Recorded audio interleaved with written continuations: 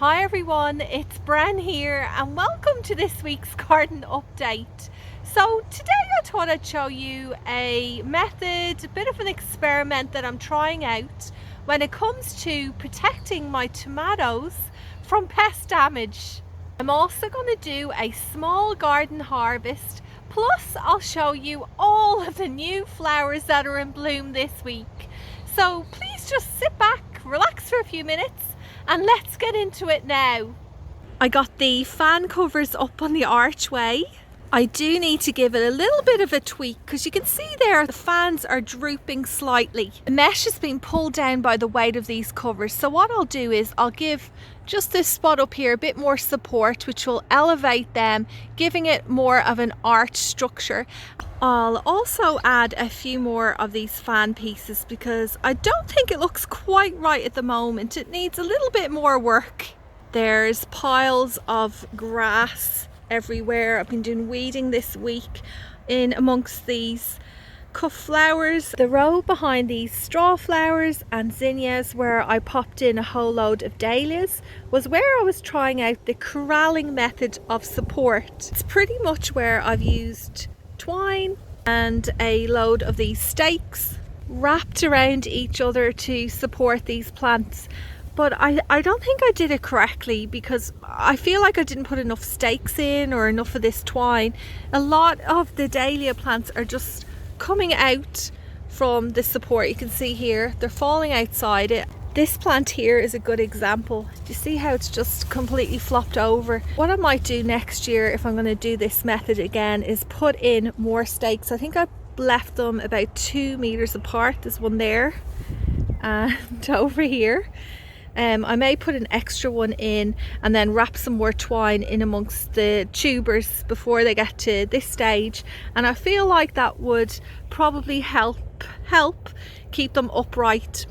But you know, I'm glad I gave it a try. I'm very behind in this area when it comes to deadheading some of these dahlias. Like you can see up here, this one has well finished and the petals on top have browned off. Just in case you are new to growing dahlias and you've fallen a little bit behind with the deadheading like I have, I just want to show you the difference between a fresh bud that's about to open or open shortly, and then one that has finished flowering and is starting to form seeds. So here, for example, this is what a fresh bud looks like. It's like a little ball. And then down here, this is what they look like after they have flowered and lost all of the brown petals. They're a bit larger and more elongated. Oh wow, look what I just spotted. Check this butterfly out. Absolutely gorgeous. Look at its blue wings. She's on top of the Verbena bonariensis. What a stunning creature. One aspect of gardening which I really treasure is when I make rare sightings like that, seeing that gorgeous magical blue butterfly, or even during the week. I'll put a picture up on the screen or a little video. There was this amazing little orange dart butterfly, and I'd actually never seen one of them before in the garden, so to spot that, it really made my day. Over in this spot, hey Snowflake, where are your pals gone to? Over in this spot you can see there's a vining plant which actually started off over the opposite side of this lime tree and has made its way in amongst it, and I was trying to figure out what exactly it is. Then I spotted this here, which to me looks like a Tennessee dancing gourd, although I'm not 100% certain about that because I remember when I grew this last year, the foliage was certainly a lot smaller than this one. But the thing is, when it comes to gourds and pumpkins and squash, they can cross-pollinate, so it's very possible that this is some kind of hybrid plant. It may grow larger than that, it may not. I've got no idea, but you know what? I live for this. I'm going to leave that there and see what happens. And same goes for the other pumpkin or squash that's growing over here, as I've shown you in a couple of videos. I've no idea what that one is, so I'm leaving that too, and it's a bit of a mystery. The one thing I did want to show you was that some of this plant is starting to shoot out across the pathway, and what I might actually do with these, I will do with these, is I'm going to trim them off. It just kind of keeps it a bit more under control and tames it a little. I got around to popping some table and chairs in that spot, but it does desperately need a good mow. The grass is getting quite tall there. Down here I have been so excited to show you what's going on with this Turk's turban plant. So I had a bit of a root around during the week, and look what I discovered. Do you see that? That's the start of them. And there's about 3 or 4 of these on the plant. Hopefully they'll all grow to full size and I'll be able to have a nice harvest from this heirloom crop. I'm over here in the raised garden bed area, and so is the little Missy snowflake. I'll move all of this netting that I left here on the ground because I don't want her to get tangled up in it. I'm not sure if she would, but you never know. I have to be careful and look after our little princesses. She's over there now. So this here is a load of fruit protector netting. I purchased it online, and as far as I can remember, it's 10 meters by 2.5 meters. The plan is to use this to cover entire raised garden beds, like for example here with this chilli and capsicum bed. So when the fruit that these plants produce are quite small, it can require a lot of individual fruit protector bags, which is costly. And the scale that I'm growing these crops, I feel like it's more economical and a good investment to buy a big reel of this where I can cut to size and then just create this canopy over the entire crop where I can stop those pesky fruit flies from damaging any of the fruit. I'm also doing a little bit of an experiment too, where I cut a large piece of this netting and wrap it around some of my tomato plants which have formed all their fruit already, and I have removed all the foliage. I'm just waiting for them to ripen. If this trial is successful and I manage to grow these tomatoes wrapped up in one piece of cloth that only took me a couple of minutes to put on, as opposed to using these individual bags to net up clusters at a time, I'm going to be pretty happy, because it really is going to save me a lot of time when it comes to growing these tomatoes. I had a quick look through last week's update, and I don't think I've shown you what's going on in this bed yet, where I have 8 different tomato varieties.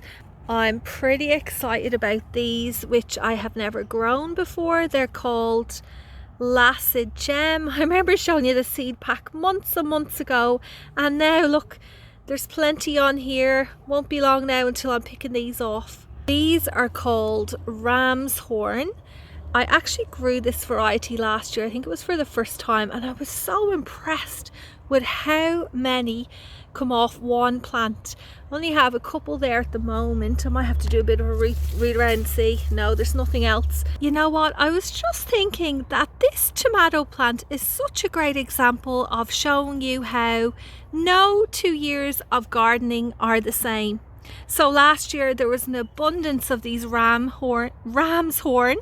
This year I've only got 2 so far. If you take a look higher up, you'll see some of the foliage is showing signs of fungal disease, and that is because this year, over most of the other years I've been gardening, we have received a huge amount of rain.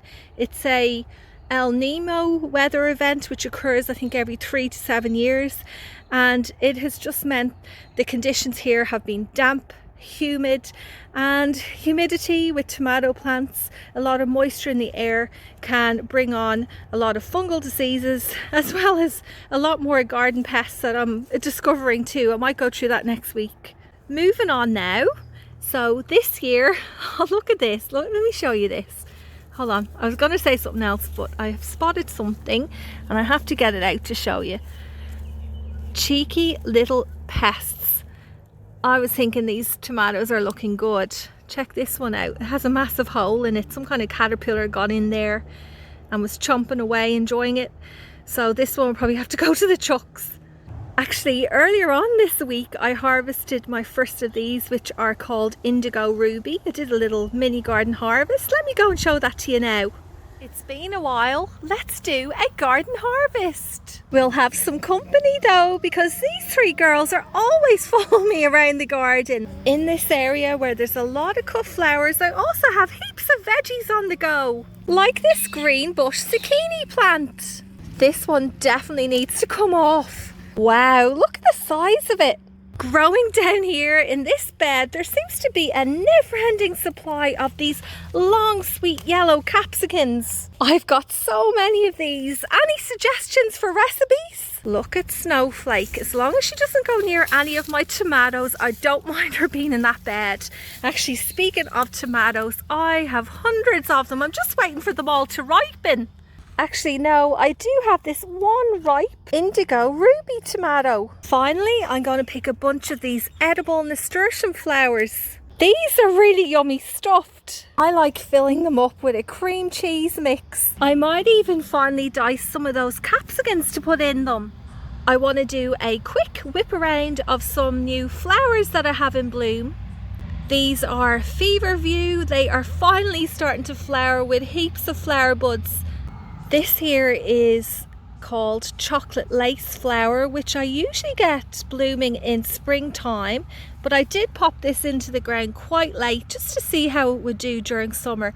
It is now under a shaded spot underneath a tree, so it's, you know, semi-shaded, and it seems to like this spot, although it's not as vigorous as this plant would get during the cooler months. I am still impressed that I managed to grow it during the hot season. These are called Scabiosa stellata. They're also called drumstick flowers. So what you're looking at here is the lovely crinkly seed heads. They start off like this, and then eventually they set these gorgeous seeds. And I think, as far as I'm aware, a lot of people who sell cut flowers grow this particular variety for these. Now mine are really, really small. I've seen some beautiful pictures on Instagram of massive seed heads. It is my first year growing them, so, you know, as I always say, you know, first year trying something new, that's where you do a lot of the learning. And I've learned now that I need to give this plant more attention pretty much, because let me zoom out and show you what it's looking like around it. Super duper weedy with lots of grass, some self-seeded tomato plants. It's just a bit of a mess. I've shown you this status before, but I think the buds have opened a bit more. Now, I did plant some blue seedlings in here as well, which took quite a bit longer, but if we just take a look here, the blue ones are flowering, so I'll be able to pick all of these off. They retain their colour when dried, so I'll be able to use these during winter time to make some dried cut flower arrangements. This one here is called Blue Sea Holly, and I have shown you this before, but I had to include it in this little whip around the garden. This is the first flower bud opening of the Merlot Red Scabiosa. I'll show you that next week if it opens more. And here is a blue echinopsis. We're now over at this Dahlia patch where I have about 3 new flowers to show you. Starting off with this one, which is called Fire and Ice. And then I have 2 more which are a complete mystery. I have got no idea what this one here is called, or the one just across from it, which is a lovely deep red with yellow stripes. I cannot figure out which variety this is. I've compared it to all the new tubers I've ordered this year, and neither of these two match up. We're now over at one of the other dahlia patches, because there's also a new bloom in here at the very back, which I've been greatly anticipating. It's one of my favourite dahlias. Love this one. It's a cactus dahlia called Mr. Rees. We've now come to the end of this week's garden update. Thank you so much for watching, everyone. I hope you have a great week ahead. Lots of gardening hopefully for you over the weekend. Please stay safe, take care of yourselves, and I'll see you again next Friday. Are you going to say bye to everyone, Autumn?